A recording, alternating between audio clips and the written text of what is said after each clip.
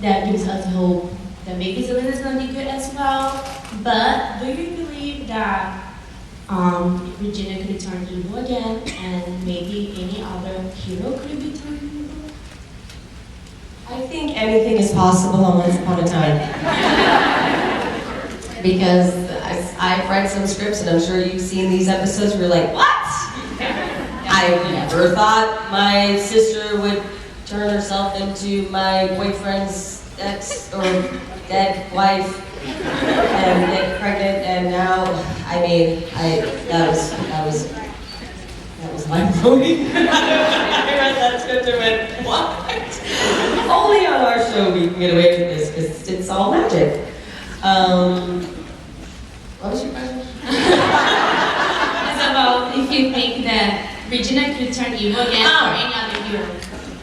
I don't know if any other here, possibly. I would think that there's, yes. I mean, anyone can revert. But it would have to be done in a way that, would make sense. I think that if Regina would go back to being evil, I don't know, it would, something crazy and terrible would have to happen. So, I don't know. She's come a long way. It's true. All right? I mean, how many of you love the good Regina? And how many of you love the evil? After I make a phone call to my producers. Thank you so much. You're welcome. I know, I miss her too. She is making an appearance coming up, so. Stay tuned. Hi, beautiful. Hi, my name is Kira, and my question is, what inspired you to start acting?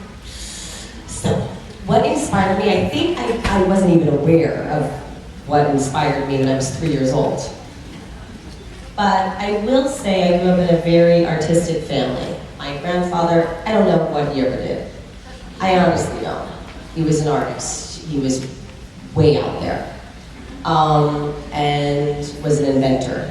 He would invent things that I wish he had the brains to actually do something with, because we probably would have been really rich.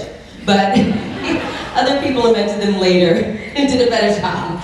But there was a lot of we had an 8mm film in the house, and they were always, my family were always making silly movies, like really goofy movies, and I grew up in a very comedic household. My aunt is actually a comedic actress, and she's hilarious. So I kind of grew up in it. And at 3 years old, I was doing commercials for the family, and I was, acting silly in front of a camera. So I think it was always in me. And then as I got older, seeing my aunt, she was the most glamorous woman I ever knew. She was just beautiful. And I just looked up to her, and I admired her so much that I said I just wanted to be like her on some level. And I think she kind of introduced me to the world of acting, but she didn't have a hand in helping me. She actually would just kind of, give me the material to read to kind of help me, but she let me kind of go about it on my own, so. Thank you. She's like, how old are you? 7. I'm sorry, I just answered that all crazy and complicated. But I hope that, do you want to be an actress? Who inspires you? My cousin was starting to get, she went to an acting, Yeah. and then she started getting me into it, and now I And do you, a whole bunch of classes. I even do a private voice lesson. that's fantastic. I'll stick with it. You go. I wish you the best.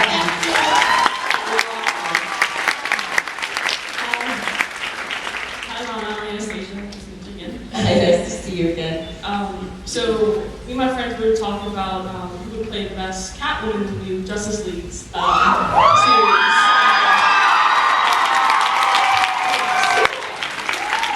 Alright, we're gonna get that petition going. Like 2 petitions going. Well, I immediately stick your name out, not only because I love you, but because I think you would do an amazing job playing Catwoman. How do you feel about doing that? Yes, take I would love to play a superhero. I think that could be a lot of fun. I always wanted to be Wonder Woman, but someone else just got that part. I think it'd be great to play Catwoman. In fact, I think Michelle Pfeiffer played it.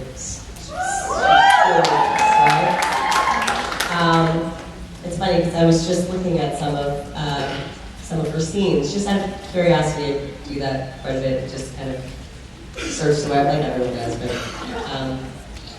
I love the opportunity to play Catwoman. Jesus, yes, thank you. Right, everyone start praying, lighting candles, we'll make it happen. Hi. I'm sorry, your perfection is overwhelming. Thank you. Okay. So within your group of families, a bunch of us are best friends, and my best friends are out there. Hey guys. And we all know you so much. How does that make you feel knowing that we're all best friends because of you? I absolutely love it. It's like I said earlier about the Eagle Regals, how you've all come together and have built these relationships due to this fandom. I think it's phenomenal. You know, I always said I wanted to do something that was going to inspire and to help unite and heal and just help people. No one knows this, but when I was 8, I thought I was going to be a nun. Because I wanted to be Mother Teresa. I was like, I want to get back. But I chose a different route. It'd be cute to have it, but you know, I just thought that I always wanted to, and it's interesting because how I approach my characters is very similar. I think, you know, what can I do in this role that can just inspire one person or let them feel like they're not alone or that they can relate, you know, that they can just relate on some level. I'll never forget, I met Joni Mitchell when I was 19. I nearly died. I was working at a place called Swingers in LA. Oddly enough. So, but it's a diner, okay? It's it wasn't you know, it wasn't a nightclub. It wasn't a nightclub, it was a diner. If anyone knows LA, it's on Beverly, it's a diner. And it's a really cool place, and they make great burgers.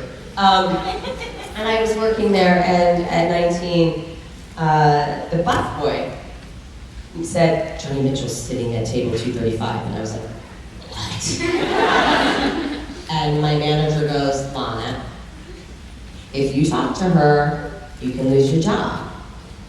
And I looked at him and said, then fire me. Because I'm not missing out on this opportunity. And it took me 5 minutes to build the courage to actually walk up to her, and I pulled up a chair, held her hand, and said, thank you so much. I just have to meet you. I just want you to know that you have helped me through so many tough times. And you made me feel like the times when I was alone, I didn't feel so alone. I felt like I was understood. And I felt like I had someone who just I could relate to. And that's what she was for me. And that's kind of, That's what you were for this. and that's what I want. Yeah, I think that's, if I can't be in your lives every day and talk to you and get to know every one of you, I try to find ways to inspire with LP's 30 Days of Gratitude. That's kind of one way of saying, hey, let's remember the things that we have in life, because often we forget and we start to focus on the menial things. So, yeah. Thank you so much. You're welcome.